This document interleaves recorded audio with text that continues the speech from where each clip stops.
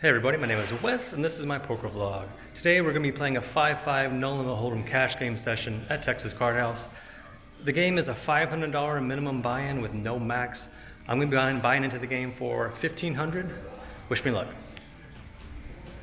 We're going to get started by joining a showdown in progress where 10 Deuce shoved the river for $450 and got called by King High. The 10 Deuce clearly was bluffing, but sorry buddy, King High not quite good enough to catch this bluff. The player with the 10 Deuce, it's pretty obvious he came to this table to gamble it up. Now he's got a pile of 1,500 in chips, and he's gonna put it to work. He's gonna move the entire pile into the middle, and the button calls it off, wakes up with pocket kings. All right, what do you got, buddy? 4 deuce suited. Oh, he's gonna need a spade on the turn. Nope, drawn dead. Ooh, a straight. Kings makes a straight. $3,000 pot, just like that, going over to pocket kings. Now it's my turn to get into the action. There's a raise to 40 and I have king jack offsuit. We're in a short-handed game. I'm gonna see a flop with this hand. We're playing probably 5 or 6 handed at this point. 4 players to the flop, and we flop a king. Good start. The initial raiser, it was a button straddle of 10, so the big blind was the guy that raised. He checks. I bet 70 on this flop. And we get the hand heads up against the player on my left. Queen comes on the turn.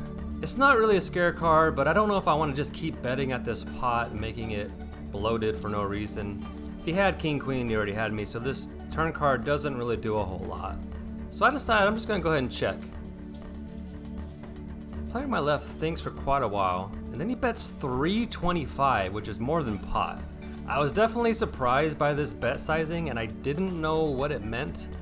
I'm not real happy with this bet, that I'm not going to fold, because I still have a gutter and a pair, but what is he doing this with? And just before I decided I was gonna call, I got a little worried about queen 9 maybe turning 2 pair, being a little bit scared about having a king suck out on them. But on a board that's this draw heavy, you're just gonna have to call with your best hands, and this is one of the best hands I'm gonna have here. At least the river's a brick, so he can't put me in too tough of a spot. I check, and the guy tanks for a while. And I'm planning on just calling. He bets 700. A lot of people say if you call the turn, you gotta call the river. And I don't really believe in that theory. But on this board, this is probably one of those scenarios where that's actually pretty true. I did think about it for a while, but then I thought, if I'm folding this, I'm folding every king, ace king, king jack, king 10, and that seems a little too weak. So I call, and the guy shows a complete bluff, 5-4 of hearts. Let's take this time to talk a little bit about bluffing. To get a bluff through, a lot of the times you're gonna need a scare card to come, and that river is not a scare card. You don't even need to bet that much. If I missed a flush draw, I'm just gonna fold. Sometimes you just have to give up. Feeling pretty good after picking off that bluff. Hit the like button if you love a suited connector. No, seriously, hit the like button. In this hand, there's a button straddle of 10. I was in the big blind, I just called with 9-8. Player on my left makes it 35. The button and I both call. Flop comes out exactly the way we want it. When you have a suited connector like this, you want to be up against a big hand. So we're praying that one of these guys or both of these guys has an ace. So I check, the pre-flop raiser bets 45 and the button calls, and at this point I'm just gonna play this hand like I have ace 10 or something. So I just call. We're gonna put a raise in at a later street. Turn is a 7, card's fine. I check, and unfortunately they check very, very quickly. I think at this point you want to look like you're just either bluffing or trying to get a weak ace to fold a chop. You can bet pretty big here, and I actually would bet big here with an ace. And I bet 230. First guy folds pretty quickly. Now it's over to the button. We just need this guy to have an ace. He starts mumbling and then says chop chop and flashes an ace and mucks. I don't know how you don't call there with an ace. We're back at it again. Hit that like button if you like a suited one gapper. This game allows for an unlimited straddle amount, and I put a $25 straddle on the button. We're gonna get 2 callers, and I'm gonna check the 9-7 of diamonds. Let's see a flop. It's not horrible. We have a gutter, backdoor, flush draw. I would probably prefer this to not have 2 clubs on the flop, but I went ahead and made the call. Let's see if we can hit a miracle turn. Oh! Oh, that's the miracle turn card, all right. Yeah, I was a little shocked to see this card, and I kept thinking, is that really, yeah, I'm opening that straight flush draw. Yep, I am. And the guy bets $100. I'm gonna raise here pretty much every time with this kind of hand. I wanna get more money in the pot. I don't want a bad card like club to come on the river and I get no action. So I make it 360. He can call here with all his combo draws and maybe some 2-pair hands. Seems unlikely that he'd have a set, but he does call. And the river is a horrible card. A club. I did not want to see a club. Worst possible scenario. Please check, please check, please check. And he bets 500, and this hand just might be over. So let's talk a little bit about ranges at this point. His range encompasses all of the hands that he could have. Not just the one hand he's currently holding, but all the hands he could have. And this is the range of my opponent. Ace king of clubs, ace queen of clubs, ace 9 of clubs, ace 8 of clubs. I'm not gonna go through all of these, but ace 7 of clubs, ace 6 of clubs, ace 5 of clubs, ace 4 of clubs, ace deuce of clubs, king queen of clubs, king 9 of clubs, king 8 of clubs, queen 9 of clubs, queen 8 of clubs, 9 7 of clubs, 9 6 of clubs, 9 5 of clubs, ace 7 of clubs, ace 6 of clubs, 8 5 of clubs, 7 6 of clubs, 7 5 of clubs, 7 4 of clubs, 6 5 of clubs, 6 4 of clubs, 6 6 of clubs, and 4 5 of clubs. So that's my opponent's range, and as you can tell, that's pretty bad for my hand. And as you see from the chart, he has no bluffs in his range. He only has flush draws that made a flush. So this jack of clubs, it's an obvious horrible card. And of course he leads out for 500. And I'm gonna do the right thing. I'm gonna fold my hand face up so everyone can see that I got sucked out on. And I'm making the pro level fold here. And he shows king 10 offsuit. So I bought in for 1500. I know I've added on a couple of times since then, but I do have about 3,000 in my stack. Been pretty much a roller coaster all night. Would have been way better if I had called that last hand. At this point in the night, we actually had a full ring game.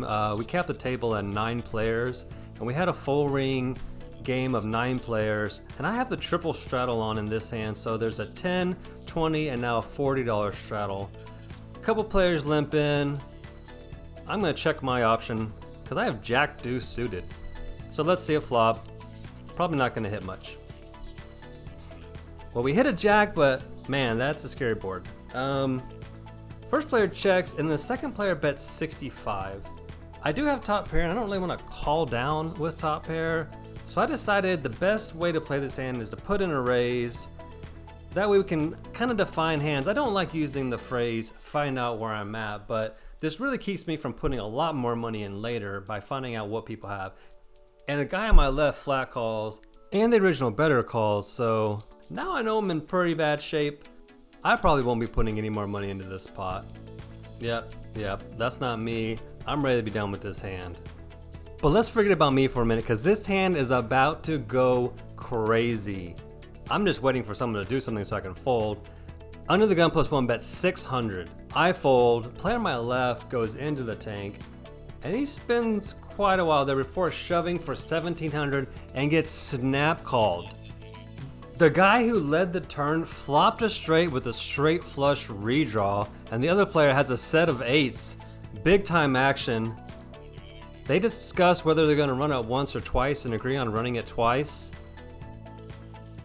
Brick. Brick. Oh, he paired the board, but not quite in the right way. This is a pretty interesting hand because the pocket eights decided to raise the turn after he got led into, and I'm not sure about that. He said he didn't feel like he had any other options, but you have 1700 in front of you. I think you can call, and if the heart comes on the river or the board doesn't pair or a 10 comes, you can just fold and save $1,200. I'm not sure why he thought he had no option other than to put all his money into this pot. In this hand, we're in the cutoff, and the button has a $10 button straddle on, so the small blind acts first. He folds, and the big blind raises to $40. We call in the cutoff, king, queen offsuit, heads up, in position. Let's see a flop. No! This is clearly a bad flop for our actual hand, but this hand we're gonna discuss live reads. And I had a read on this guy that was so good, I would bet thousands of dollars on it. So he same bet the flop for 40, and then on the turn he same bet again for 40, and I know this guy has nothing. I can look at him, I can see he's scared, he doesn't know what to do, and I'm gonna raise him. I'm gonna raise him off his, I don't know, ace high, pocket eights. I'm not sure what this kid has, but he seems very scared. So I make it 175. He's probably just gonna fold right here. No, he calls. Okay, well, let's see what the river is. If it's not an ace, I'm just gonna bomb the river. Okay, that's fine. I'm okay with that card.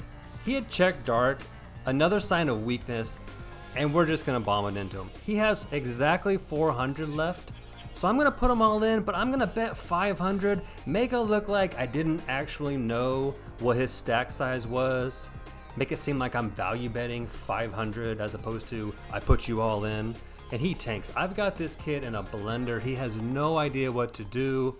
Oh, he called. He called with ace 10. As you can tell, my reads are spot on tonight. I'm feeling super confident even though I'm down a lot of money.